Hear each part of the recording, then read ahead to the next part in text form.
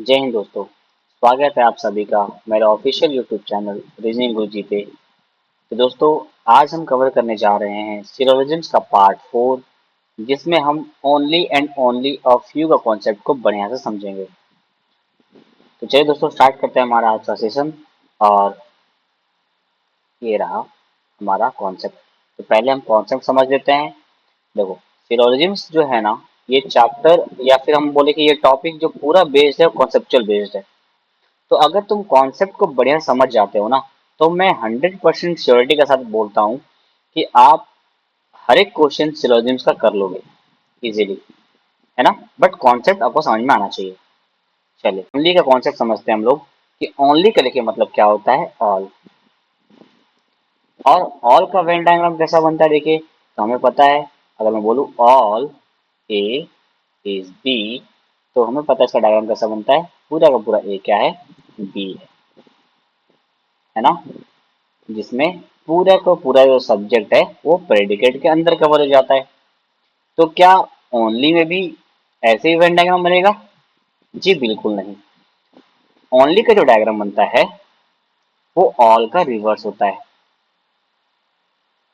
All का reverse होता है। देखिए कैसे, अगर हम बोल रहे हैं ओनली ए इज बी, मतलब पूरा का पूरा बी क्या है, ए के अंदर आ जाएगा। ठीक है, मतलब जो भी प्रेडिकेट रहेगा वो डायरेक्टली जो सब्जेक्ट है उसके अंदर में कवर हो जाएगा। ओके, अगर मैं बोलता, अगर क्वेश्चन पूछती है आपसे, अगर बोलती ओनली आर इज सी, तो डायग्राम कैसा बनता, all C is R. Question बोलता ओनली के इज बी, तो पूरा का पूरा बी इसके अंदर आता, के के अंदर। तो आई होप आपको वेन डायग्राम समझ में आया होगा।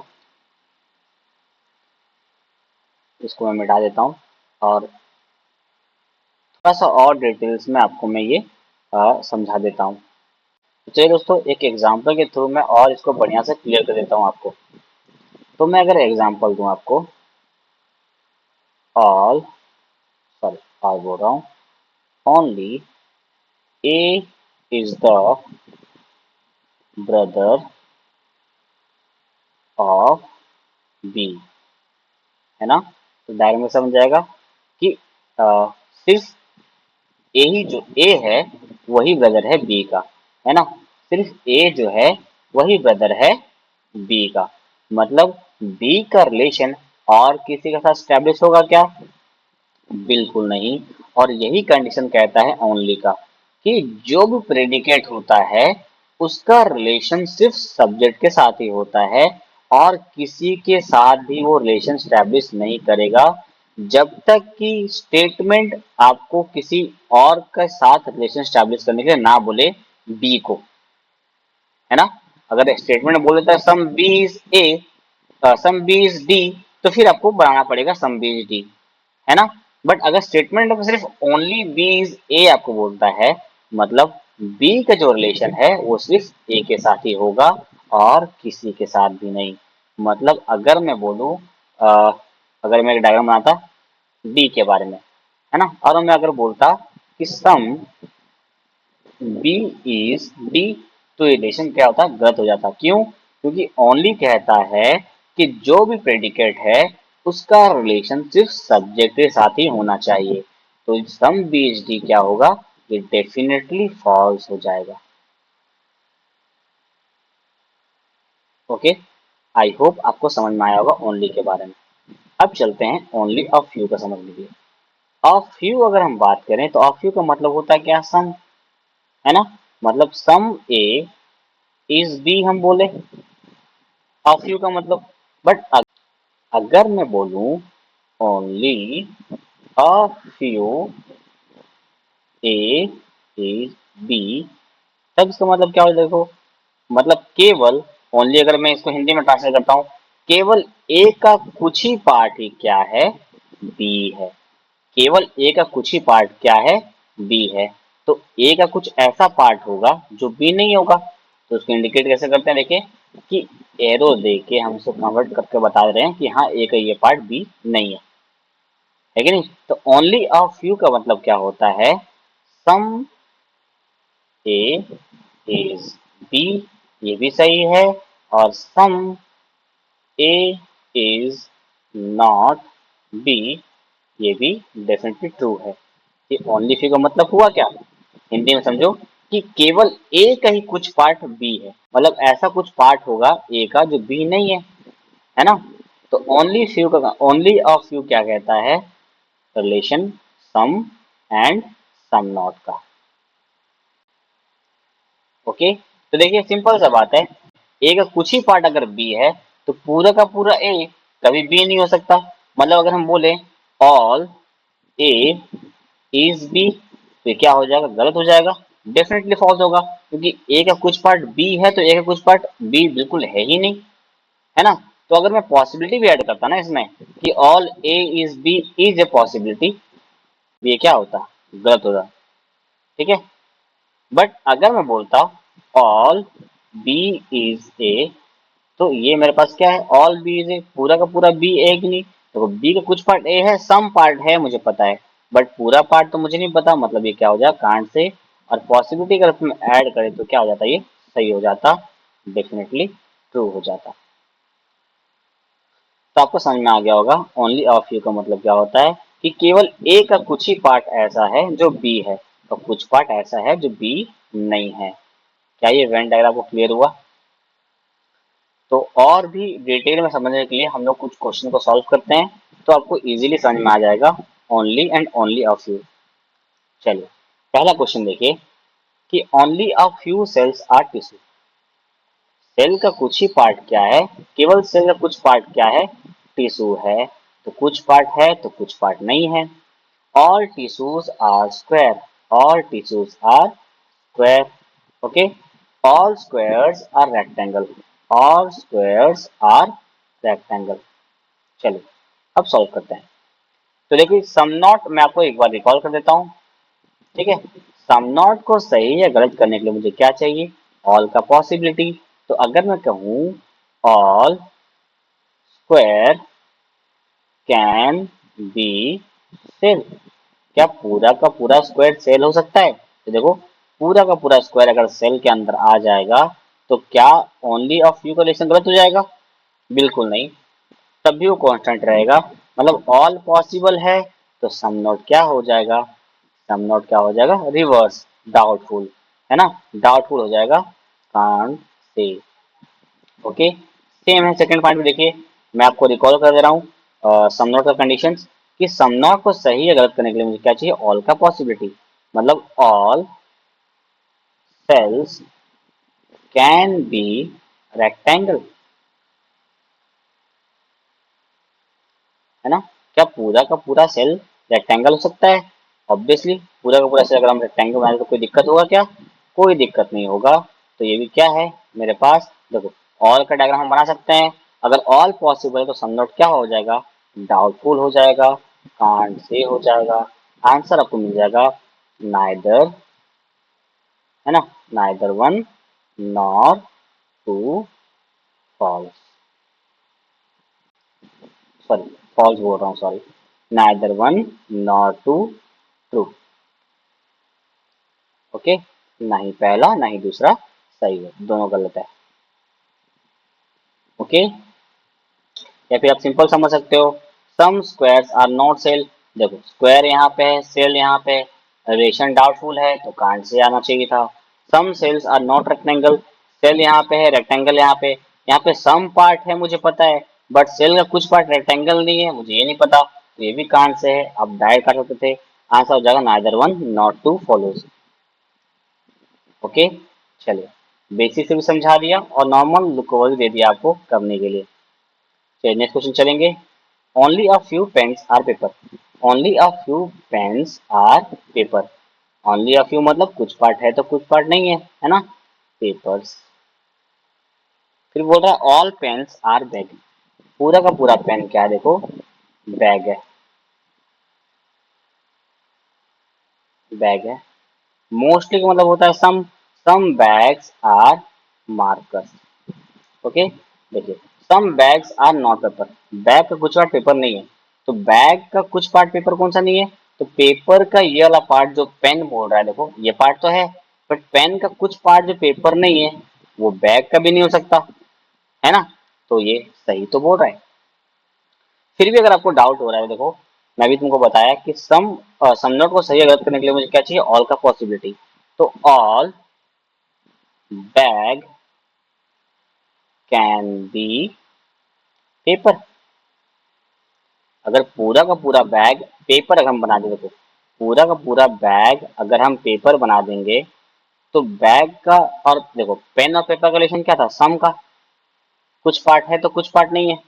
बट अगर बैग को पूरा अगर पेन ले लेगा, पेपर ले लेगा, तो फिर पेन का तो पूरा रिलेशन स्टैब्लिश हो जाएगा ना।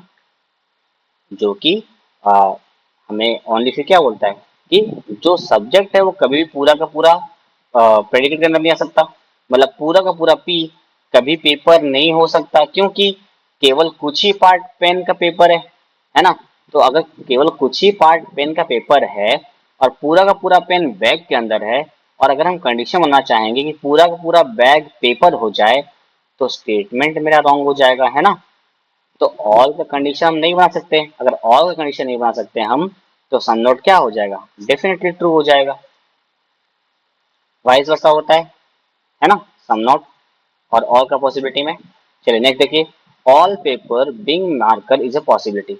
पॉसिबिलिटी हटा दीजिए, ऑल पेपर बिंग मार्कर। देखिए पेपर यहाँ पे है, मार्कर यहाँ पे है, रिलेशन क्या हम बता पाएंगे, नहीं बता पाएंगे।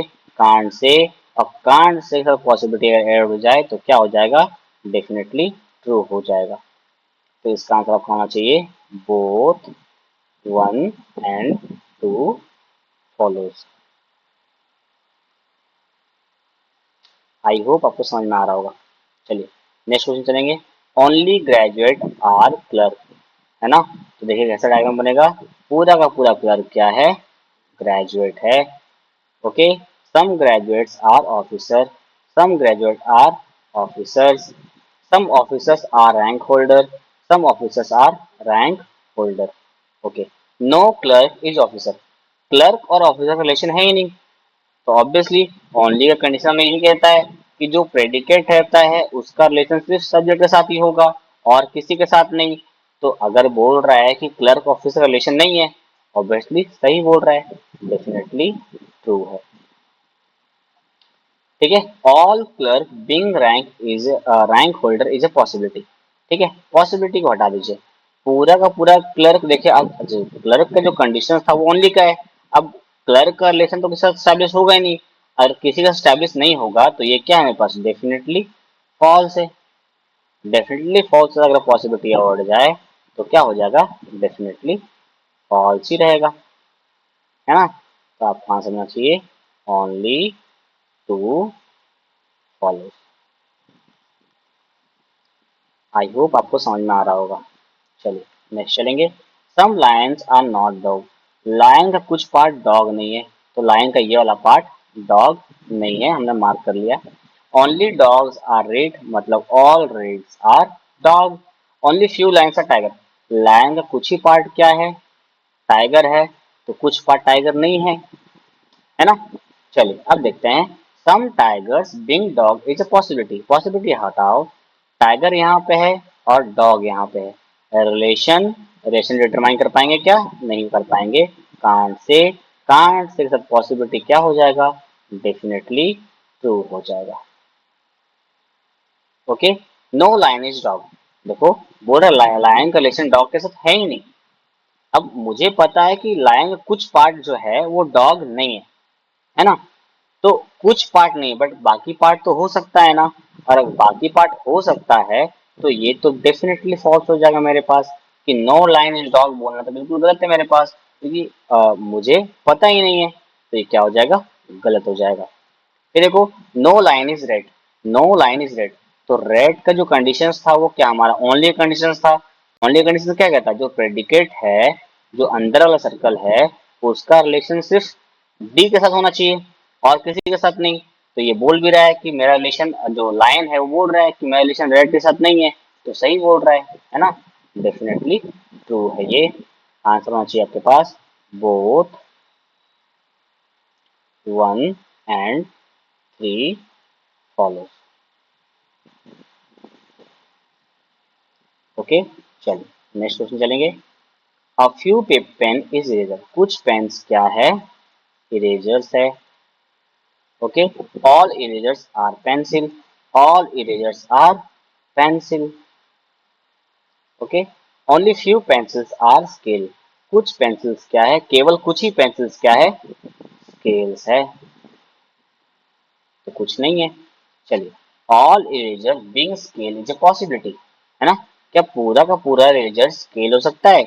तो देखो, इरेजर यहाँ पे है, स्केल यहाँ पे है, रिलेशन डाउटफुल, मतलब कांड से, और कांड से के साथ अगर पॉसिबिलिटी ऐड हो जाए तो क्या होता है, डेफिनेटली ट्रू हो जाता है। Okay, some pens are not scale, pen का कुछ पार्ट स्केल नहीं है। देखो, पेन यहाँ पे है और स्केल यहाँ पे है, रिलेशन डाउटफुल है, तो हम नहीं बता सकते कांड से, है ना। और कांड से का मतलब क्या होता है, गलत। तो आपका आंसर होना चाहिए only one follows, only a few table are bench, तो कुछ पार्ट है तो कुछ पार्ट नहीं है। Tables are chair, all tables are chair. Only few benches are sofa, केवल कुछ ही बेंचेस सोफा है ना, मतलब कुछ बेंचेस सोफा नहीं है। चलिए, some chairs are not benches, chair कुछ पार्ट बेंचेस नहीं है ना। तो देखो, टेबल का जो पार्ट बेंचेस नहीं है वो चेयर भी नहीं हो सकता, है कि नहीं। तो ये क्या है, एकदम सही है मेरे पास। सम सोफाज आर नॉट चेयर, तो यहाँ पे है चेयर, यहाँ पे है रिलेशन डाउटफुल, कांट से मतलब क्या होता है, गलत। Only one follows. ओके, देखिए, ये सम नॉट अगर आपको दिक्कत हुआ होगा तो मैं फिर से आपको समझा देता हूँ।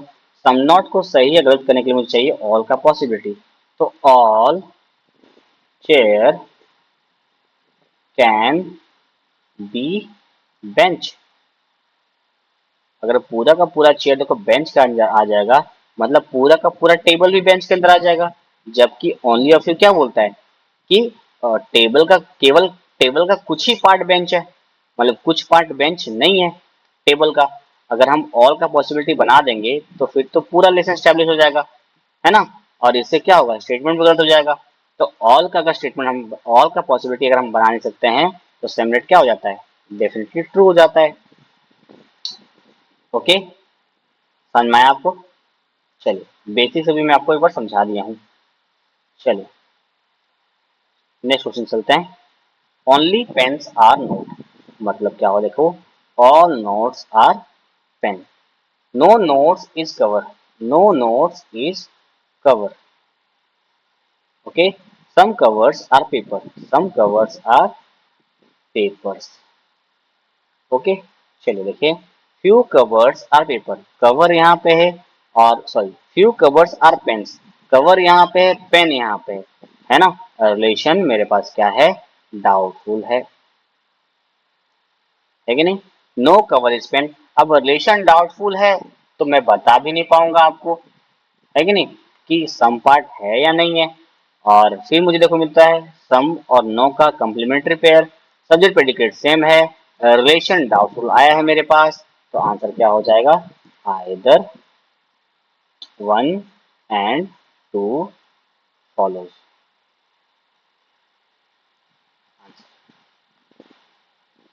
ओके, आई होप आपको समझ में आ रहा होगा। चलिए नेक्स्ट क्वेश्चन चलेंगे। Okay, only a few table are plastic, only a few tables are plastic, केवल कुछ ही टेबल्स क्या है, प्लास्टिक है, तो कुछ पार्ट नहीं है। ओनली प्लास्टिक इज वुड, मतलब ऑल वुड्स आर प्लास्टिक। चलिए अब सॉल्व करते हैं। Generally plastics are table, generally का मतलब क्या होता है, सम होता है।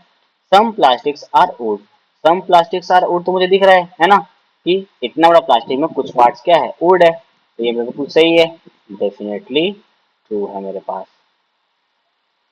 All woods are plastic, all woods are plastic, ये भी मुझे डेफिनेटली ट्रू दिख रहा है ना, तो ये भी क्या है, डेफिनेटली ट्रू है। Few tables are not plastic, table से कुछ प्लाट प्लास्टिक नहीं है, तो देखिए सम नॉट तो मुझे ये बताता है, ओनली ऑफ फ्यू को मुझे क्या बताता है, कुछ पार्ट है तो कुछ पार्ट नहीं है, तो ऑब्वियसली टेबल का कुछ पार्ट प्लास्टिक नहीं है, ये भी सही मेरे पास, डेफिनेटली ट्रू है। Okay, some plastics are not table, plastic का कुछ पार्ट टेबल नहीं है, तो प्लास्टिक का पार्ट जो वुड है, देखिए वुड का कंडीशन क्या था, ओनली का, तो वुड का रिलेशन सिर्फ प्लास्टिक के साथ ही होना चाहिए, वुड का जो रिलेशन सिर्फ प्लास्टिक के साथ होना चाहिए और किसी के साथ नहीं हो सकता। तो बोल रहा है स्टेटमेंट कंक्लूजन में कि प्लास्टिक का कुछ पार्ट, सॉरी, प्लास्टिक का कुछ पार्ट टेबल नहीं है, तो प्लास्टिक का ये जो पार्ट जो वुड है वो टेबल नहीं है, तो ये भी सही है मेरे पास, ये भी क्या हो जाएगा, डेफिनेटली ट्रू हो जाएगा। तो आपका आंसर होना चाहिए all of this. Okay, I hope आपको ये कॉन्सेप्ट समझ में आया होगा, प्लस जितने भी क्वेश्चन हम लोग सॉल्व किए हैं वो भी आपको समझ में आया होगा। आप बहुत सारा प्रैक्टिस करिएगा ताकि आपको ये सारा कॉन्सेप्ट क्लियर हो जाए। ओके दोस्तों, तो इसी क्वेश्चन के साथ मैं अपना आज का सेशन खत्म करता हूँ।